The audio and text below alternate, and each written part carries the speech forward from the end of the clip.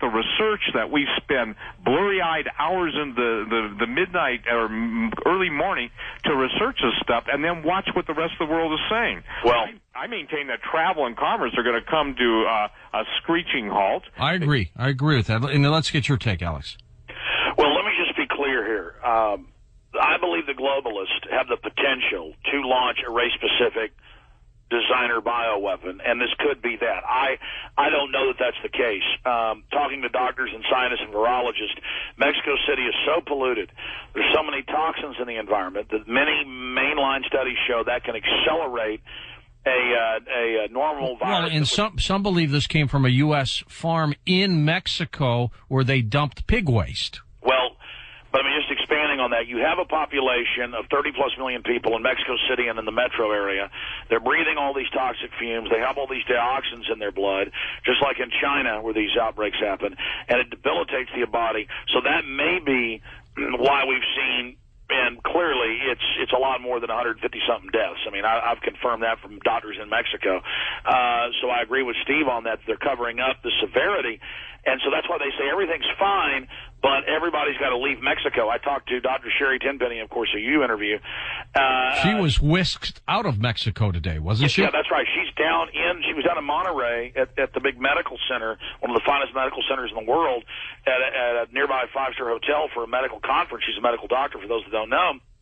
And they were told, you get on a plane or we're going to forcibly put you on a bus tomorrow morning, and all foreigners have to leave.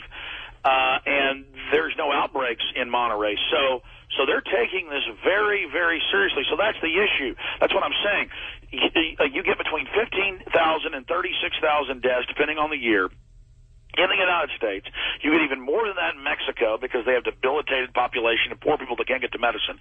So if you're having all these hundreds of thousands of deaths worldwide, from regular flus, a new strain. Sure. Why are they acting like this is the end of the world? I know. That is absolutely true, because if they were to simply say, oh my God, 36,000 people die a year from the flu in the United States alone, this is a disaster, everybody would panic. Exactly. So I don't blame the controlled, dumbed down. We have more people dying in car accidents, I think, don't we? No, we do. It's hundreds of thousands. But so I mean, what we have here is, you could say that controlled corporate media is dumbed down and stupid and following, the latest OJ story, and I agree with you. But as for governments, they either know this is super bad and are covering it up.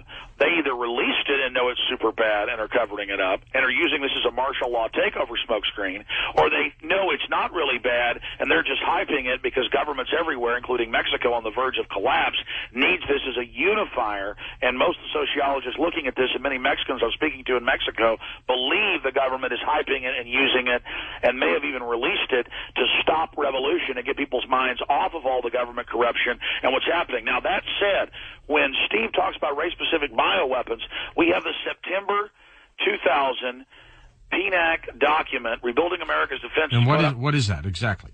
That was put out by Dick Cheney and the neocons, and he says in there, we could have race-specific bioweapons as a politically useful tool. Then we have the fact that the AIDS virus, and we have the patents on it, was produced by the U.S. government.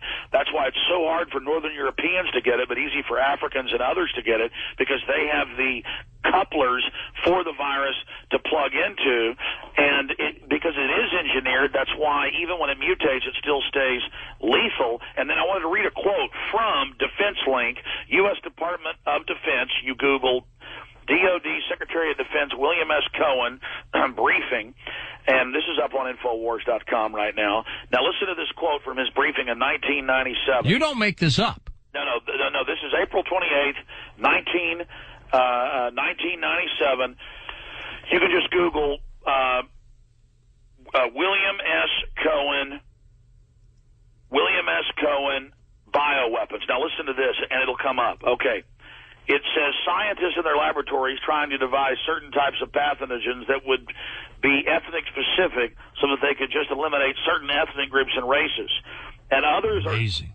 And others are designing some sort of engineering, some sort of insects that can destroy specific crops. Others are engaging even in eco-type terrorism, whereby they can alter the climate, set off earthquakes, volcanoes remotely through the use of electromagnetic waves. Now, Are we seeing, and folks, I don't, get into the, far-flung stuff, but are we seeing in Mexico City a 6.0 earthquake? Are we seeing this breakout in Mexico City? Are we seeing some type of end war, some type of future war? Now, I'm not saying that's what's happening.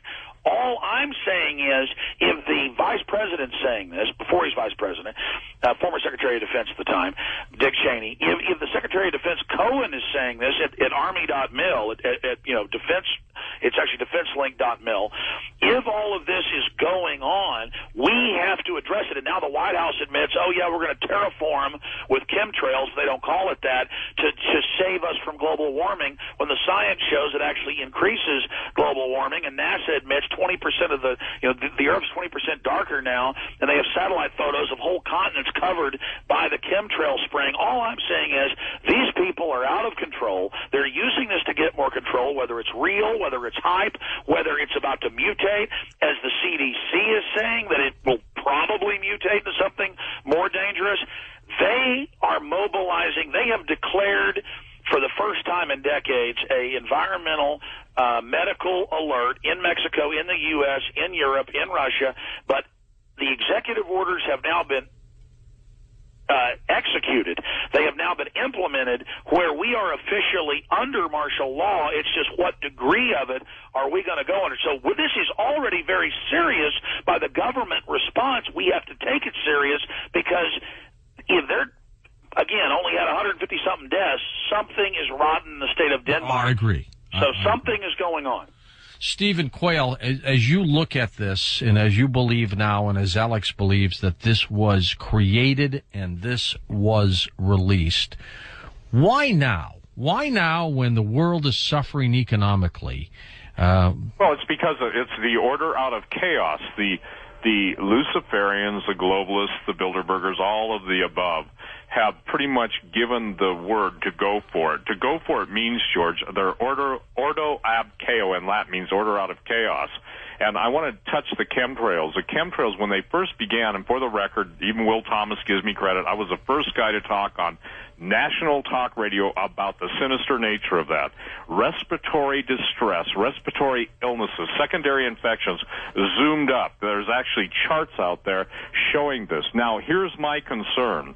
I have stated for over a decade, and Alex can validate this, that I believe that chemtrails were basically the wearing out and wearing down the immune system. Yeah, you said they were the binary. Explain that. You got it. And I believe that we are going to get sprayed with something that's going to be so deadly and so dangerous that people won't have to look up in the sky to see the chemtrails any longer, that literally it will be falling out on them. And that's what my number one concern is that coupled with all this, Alex was talking about the specific DNA attachments that are genetically altered. They are so slick at doing this now. They being these evil, demonic, supernaturally they can kill an individual person. They can tailor it down to an individual. Absolutely. And the thing is that if Mexico City is known, let's say, for extreme amounts of benzene, or you name whatever chemicals that's in the environment there, they can absolutely incorporate that into the weapon.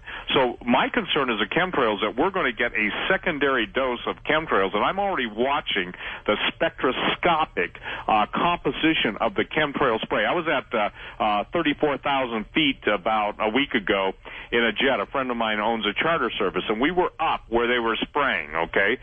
Perfectly legal, but in 2 miles, I did a slow count. I obviously had my wristwatch on. I did a slow count of how fast the chemtrail streams coagulated, if you were, and it was within 15 seconds, George. 15 seconds.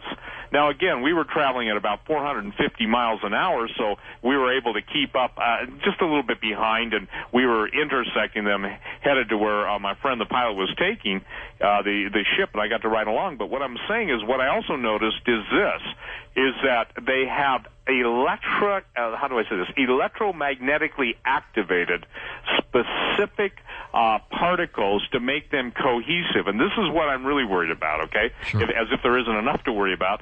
The idea is that they can electromagnetically attenuate specific viruses, and with the mutation or mutagenic nature of some of these things, when they're spraying genetic binders, literally genetic binders, substances that cause A to bind with B, you know that this cannot turn out well. And even Germany now is blowing the whistle on chemtrail spraying, and this is world depopulation. That's why now. And I think the strangest thing is for the Department of Homeland Security. I don't know how the military is not actually bringing their full fury and might down on the Department of Homeland Security head, because every veteran who had that stated, you're a veteran, every veteran who had that stated about them needs to basically demand the head of Department of Homeland Security's resignation. To vilify a group of people like that is unconscionable, and in my understanding of history, which is pretty substantial. You know what is so absolutely staggering to me, Stephen and Alex, is that after all these years, talking about these things, questioning them, hypothesizing about them,